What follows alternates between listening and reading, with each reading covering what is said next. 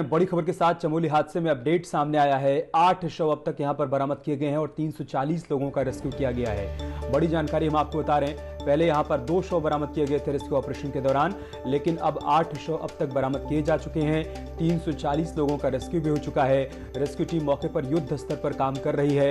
वहीं सीएम भी पूरे हालात पर नजर बनाए हुए हैं। खुद भी घटनास्थल पर पहुंचकर उन्होंने जायजा लिया है। चमोली के रिमखिम सेक्टर में शुक्रवार को करीब 4 बजे एवलांच आया। एवलांच आने के बाद भारतीय सेना ने तुरंत ही बचाव अभियान शुरू कर दिया। 340 मजदूरों का रेस्क्यू किया गया है, उनको सुरक्षित बचाया गया है और अब तक 8 शव बरामद किए गए हैं। वहीं बचाव टीम शिविरों में रह रहे मजदूरों का पता लगाने की कोशिश कर रही है।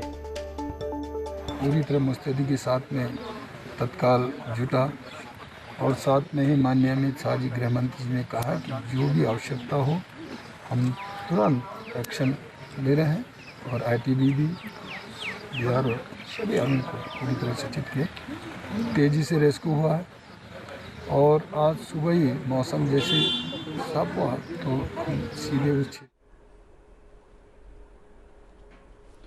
तो सीएम को सुन रहे थे आप, जो खुद घटनास्थल पर पहुंचे वो जानकारी दे रहे थे कि रेस्क्यू ऑपरेशन यहां पर चलाया जा रहा है। अभी तक 8 शव बरामद किए गए हैं, 340 लोगों का रेस्क्यू किया गया है। साथ ही रेस्क्यू टीम को किसी प्रकार की कोई परेशानी ना हो, इसको ध्यान में रखते हुए सभी इंतजाम यहां पर किए जा रहे हैं। अधिकारियों को निर्देशित किया गया है कि जो भी मजदूर वहां से निकाले जा रहे हैं उनको प्राथमिक उपचार के लिए भर्ती करवाया जाए। किसी को किसी प्रकार की दिक्कत और परेशानी है तो उसको ट्रीटमेंट के लिए ले जाया जाए। साथ ही साथ रेस्क्यू ऑपरेशन को और तेज कर दिया गया है कि अगर अभी कुछ और लोग वहां पर फंसे हों तो वक्त रहते उनको बचाया जा सके। शुक्रवार को 4 बजे एवलांच आया, उसके फौरन बाद सेना एक्टिव हो गई। रेस्क्यू ऑपरेशन यहां पर शुरू कर दिया गया।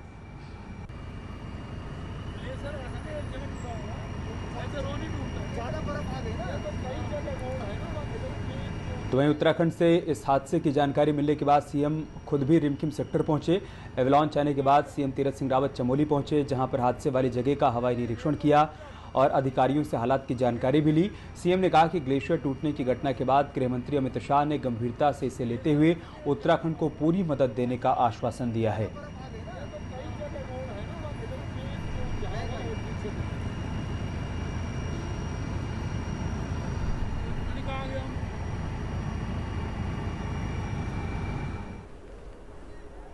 टूटा तो पीछे ही, ये तो जगह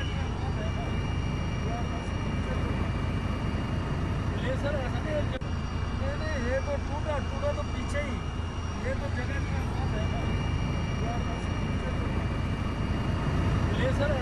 दो तस्वीरें आप देख पा रहे हैं। सीएम ने हवाई सर्वेक्षण किया है, घटनास्थल का उन्होंने बारीकी से निरीक्षण किया है और उसके बाद उन्होंने मीडिया को जानकारी दी कि यहां पर रेस्क्यू ऑपरेशन युद्ध स्तर पर चलाया गया है।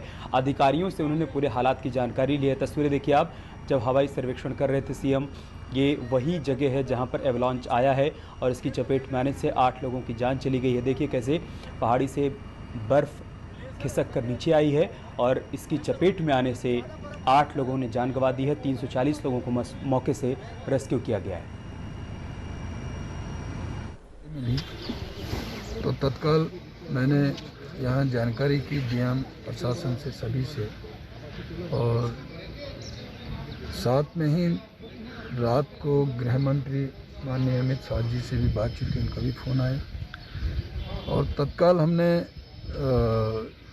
एनडीआरएफ और जिला प्रशासन पूरी तरह मुस्तैदी के साथ में तत्काल जुटा और साथ में ही माननीय अमित शाह जी गृह मंत्री जी ने कहा कि जो भी आवश्यकता हो हम तुरंत एक्शन ले रहे हैं और आईटीबीपी बिहार और सभी आदमी को पूरी तरह से चित के तेज़ी से रेस्क्यू हुआ है। और आज सुबह ही मौसम जैसे साफ हुआ तो हम सीधे उस क्षेत्र में होकर के आ रहे हैं। आपके पूरा देखा वहाँ जगह जगह रोडें ध्वस्त हैं, बीआरओ अभी काम पे लगी है लेकिन उनकी कनेक्टिविटी टूटी हुई है। बर्फ़ बहुत ज़्यादा गिरी, मुझे लगता है कि पहली बार इतना बर्फ़ का गिरना ये हमने।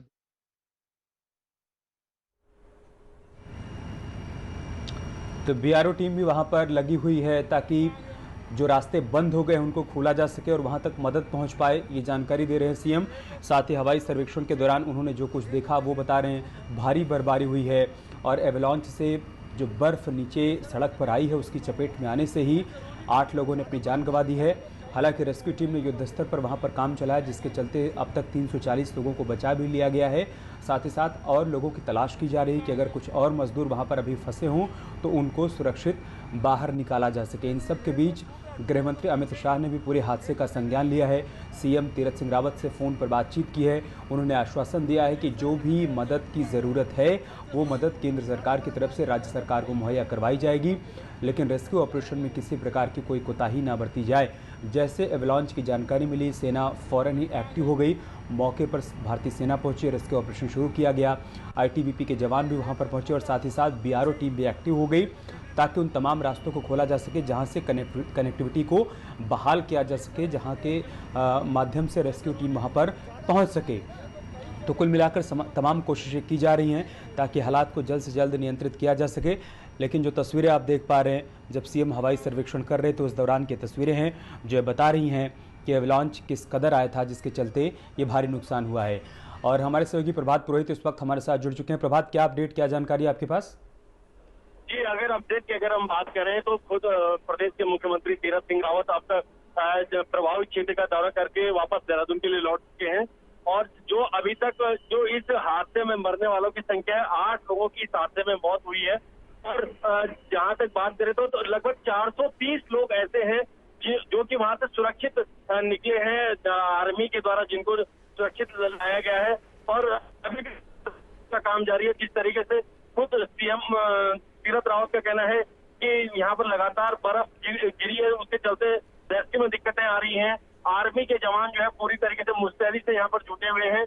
और जहाँ तक रोड की बात करें तो हमारी जो कनेक्टिविटी है इस नीति घाटी को जोड़ने वाली, तो कोसा से मलारी के बीच जगह जगह जो है स्लाइड आने के चलते, बर्फबारी के चलते मार्ग बाधित है। और अभी भी 3 से 5 फीट बर्फ यहाँ इस क्षेत्र में जमी हुई है, जिसके चलते यहाँ रेस्क्यू टीम को पहुंचने में दिक्कत हो रही। हालांकि जो आर्मी की टीम है, चाहे आर्मी, बहुत शुक्रिया प्रभात आपका हमारे साथ जुड़ने के लिए और जानकारी हम तक पहुंचाने के लिए। तो हमारे सहयोगी प्रभात ये बता रहे हैं कि अब तक 450 से अधिक लोगों को वहां पर रेस्क्यू कर लिया गया है और 8 शव बरामद किए गए हैं।